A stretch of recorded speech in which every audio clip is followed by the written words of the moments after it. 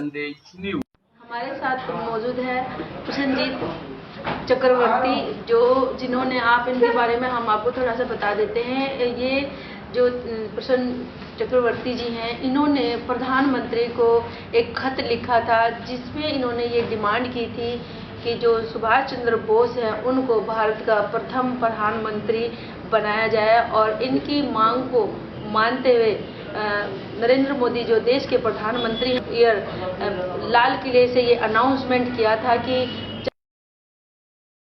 नेताजी सुभाष चंद्र बोस जो है वो देश के प्रथम प्रधानमंत्री का दर्जा उनको दिया गया था। और इसके लिए जो प्रयास किया वो लोग जो इसके पीछे जिनका दिमाग था, जो प्रयास कर रहे थे, लगातार जो लेटर लिख रहे थे देश के प्रधानमंत्री को, वो शख्सियत हमारे साथ आज मौजूद है। उनसे हम बात करते हैं कि एक तो आपको आज नया साल है सर, बहुत बहुत मुबारक की।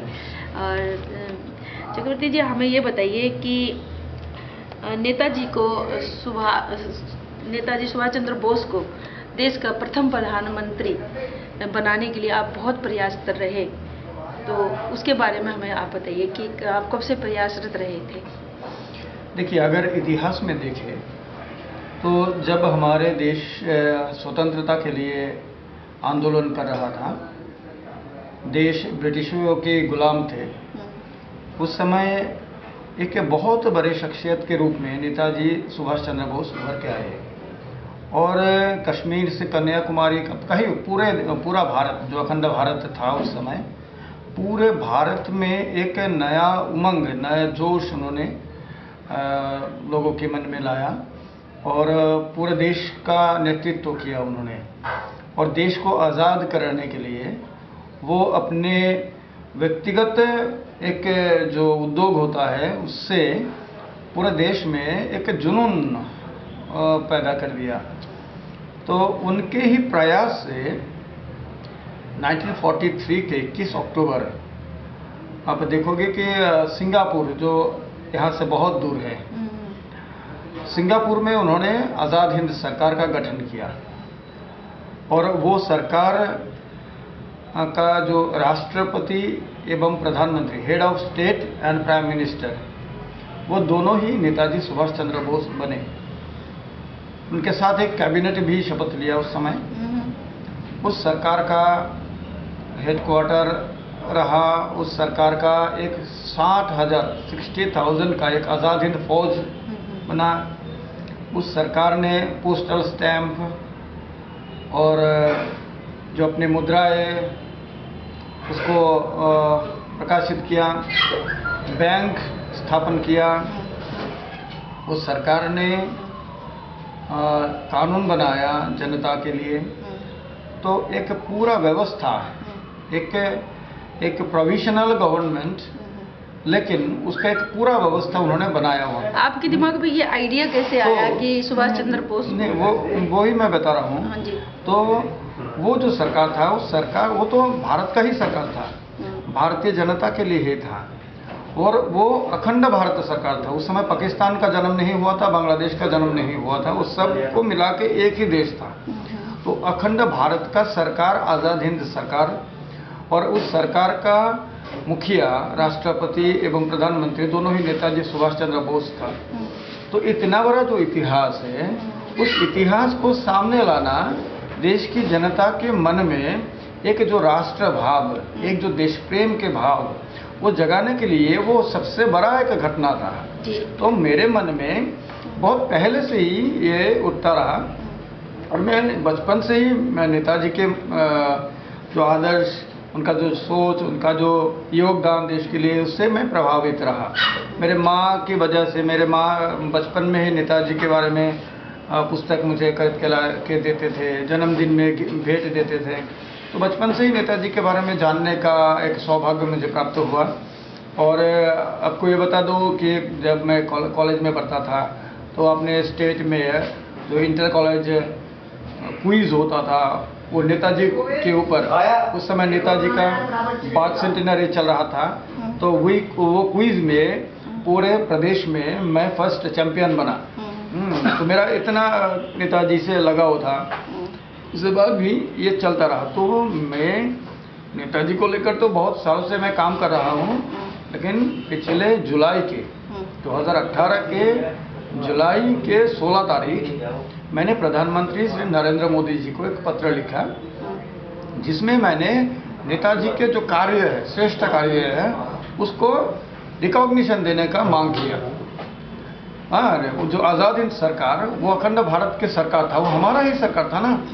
तो उसको जब तक इतिहास उसको स्वीकृति नहीं देगा तो पाठ्य पुस्तक में नहीं आएगा, बच्चे जान नहीं पाएंगे, हाँ, चारों ओर चर्चा नहीं होगा।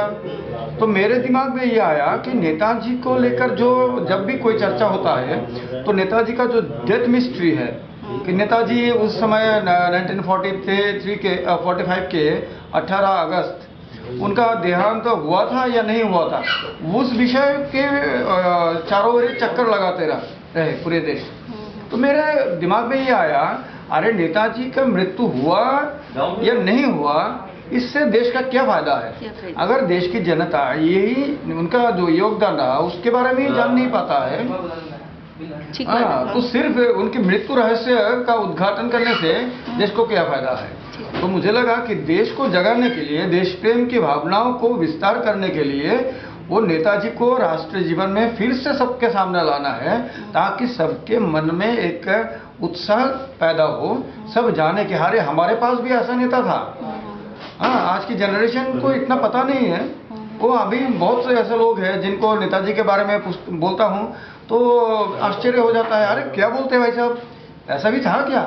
जी जी जी। तो वो पूरे दुनिया में आज़ादी की लड़ाई कितना हुआ, अमेरिका से लेकर अब फ्रांस, हर जगह हुआ, लेकिन कहीं पर भी आपको ऐसा नेता नहीं मिलेगा जो लगभग पूरे दुनिया के एक बहुत बड़े हिस्से को प्रभावित करके देश को आज़ाद कराया।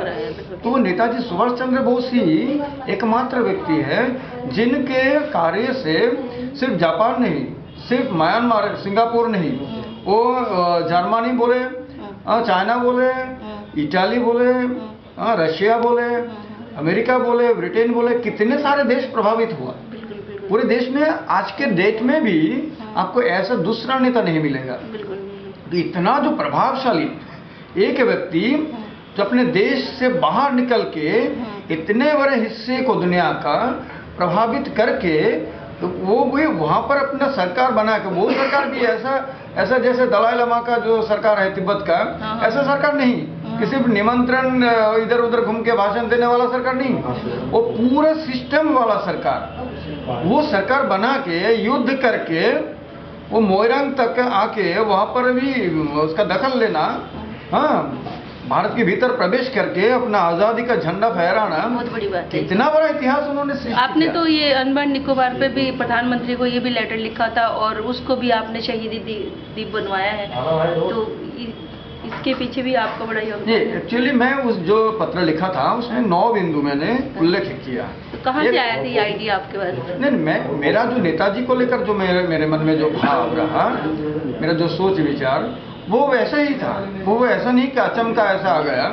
मैं बहुत पहले से ये सोचता रहा कि अरे भाई, सब जब भी नेताजी के बारे में कोई बात करता है तो सिर्फ नेताजी का मृत्यु रहस्य के बारे में ही बात करता है। अरे कोई ये बताता नहीं कि नेताजी ने क्या किया देश के लिए, इनका जो योगदान रहा, जो लाजवाब रहा, हाँ, उसका कोई दूसरा कोई अनपैरेलल रहा, वो उसके बारे में चर्चा नहीं होता है। मुझे लगता है तो वो विषय सामने आना है। इसीलिए वो पत्र में मैंने ये भी उल्लेख किया कि 1943 के 30 दिसंबर नेताजी अंडमान निकोबार के जो राजधानी है पोर्ट ब्लेयर, वहाँ पर जिमखाना ग्राउंड में वो नेताजी पहला वो भारत का आज़ादी का झंडा लहराया था।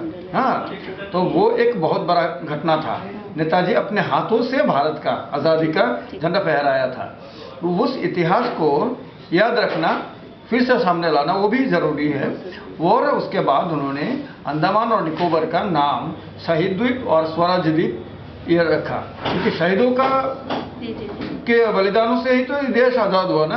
तो उनके सम्मान, और स्वराज, हम तो स्वराज के लिए लड़ रहे थे, तो उस दोनों नामांकन उन्होंने किया था। तो मैंने प्रधानमंत्री को ये कहा कि फिर से अंडमान और निकोबार का नामकरण शहीद द्वीप और स्वराज्य द्वीप रखा जाए। तो पूरा अंडमान निकोबार का नहीं हुआ, लेकिन 2 छोटे छोटे द्वीप का हुआ है प्रधानमंत्री। फिर भी मेरा कहना है, फिर भी वो नाम तो अभी आया है ना सामने। जब लोग पूछेंगे अभी स्वराज्य द्वीप क्यों रखा गया, तो नेताजी के बारे में पूछेंगे, बोलेंगे। तो ये चर्चा फिर से बच्चों के सामने, आने वाले जनरेशन के सामने आ चुका है। हाँ, ये एक बड़ा घटना है और मैं धन्यवाद करता हूँ देश के प्रधानमंत्री का इसके लिए। जी, इससे देश को क्या फायदा होने वाला है चक्रवर्ती जी?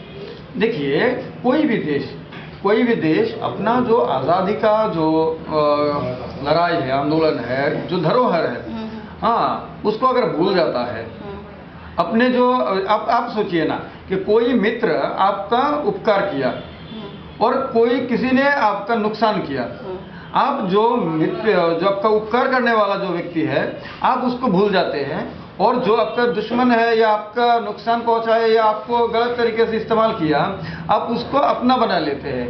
तो क्या इस इंसान के रूप में आपका कोई कीमत नहीं है ना, रह जाएगा क्या? तो मेरा ये कहना है कि भारत एक राष्ट्र के रूप में, और वो भी दुनिया का प्राचीनतम राष्ट्र, जिस राष्ट्र का संस्कृति दुनिया में सर्वश्रेष्ठ है, जिस देश ने दुनिया को सारे क्षेत्रों में, चाहे वो विज्ञान के क्षेत्र हो, वो अर्थशास्त्र के क्षेत्र हो, हाँ, समाज शास्त्र के क्षेत्र हो, किसी भी क्षेत्र में आप देखिए, भारत ने ही पूरे दुनिया को सिखाया, पढ़ाया। भारत तो पहले से ही विश्व गुरु था।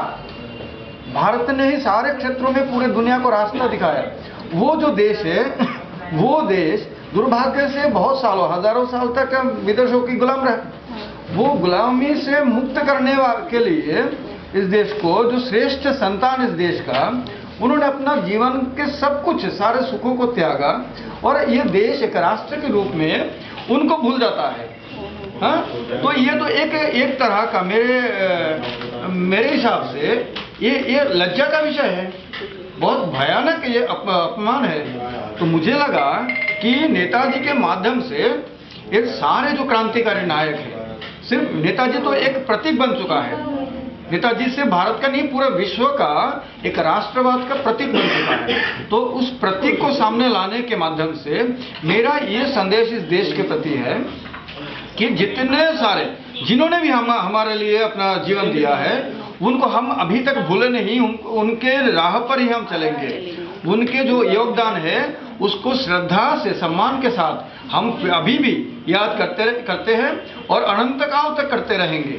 ये संदेश उनको, उनके जो आत्मा अभी भटक रहा है, हाँ, जैसे भाई शहीद भगत सिंह का क्या हुआ है, हाँ, उधम सिंह का क्या हुआ है, इनके चर्चा नहीं होता है, राजगुरु का चर्चा नहीं होता है। तो इनके जो आत्मा इनसे दुखी है, उन दुखी आत्माओं को सुख देने के लिए, सम्मान देने के लिए, श्रद्धा देने के लिए मेरा ये प्रयास रहा, और ये प्रयास ये भारत माता के चरणों में अर्पित है। ठीक है, थैंक यू।